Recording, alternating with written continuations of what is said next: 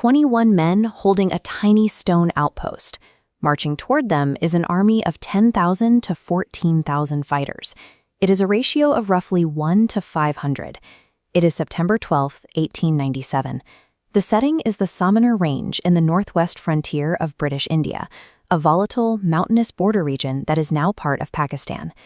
This topographic map shows the strategic problem the British Indian Army faced in this region. They operated two major military hubs here, Fort Lockhart and Fort Gulistan, but the jagged mountain ridge between them completely blocked any direct line of sight. To solve this, they built a tiny communication relay right on the ridge called Saragarhi. The men stationed there used a heliograph, a device with mirrors that flashes sunlight in Morse code, to bounce messages between the main forts. A massive coalition of Afridi and Oryxai tribal fighters is marching directly toward that ridge. Their goal is to sever this specific communication link. If Saragarhi falls, Fort Lockhart and Fort Gulistan go completely blind. They will be isolated, unable to coordinate, and easily overrun. The 21 Sikh soldiers garrisoned at the relay are the only failsafe keeping the entire defensive network intact. At 9 a.m., the tribal army arrives.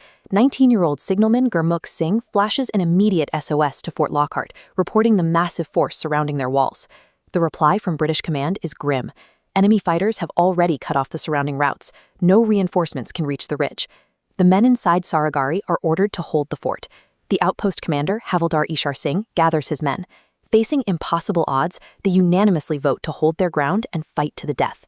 They flash a single-word reply back to command. Understood. The defenders face a severe logistical constraint.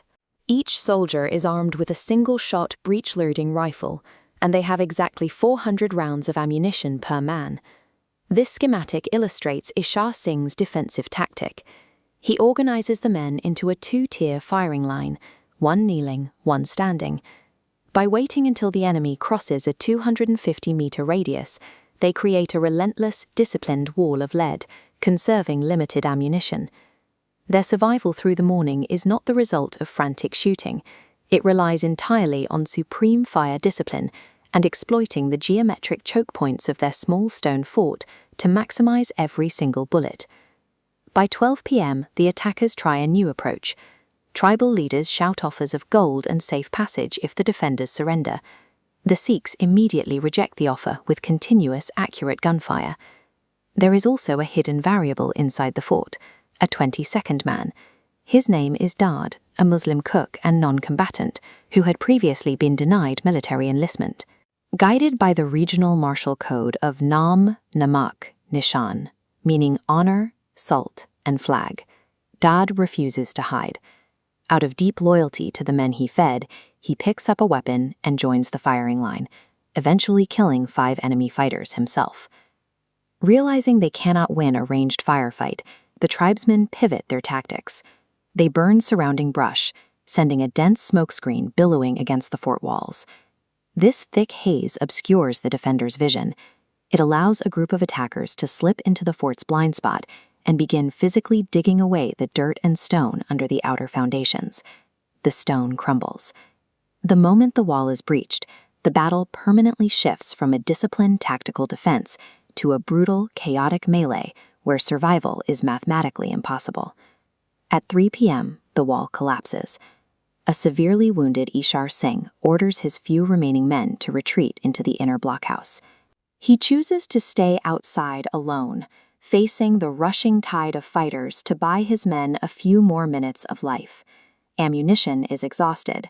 Ishar Singh and his men now rely entirely on their heavy 21-inch bayonets, engaging in brutal hand-to-hand combat against overwhelming numbers.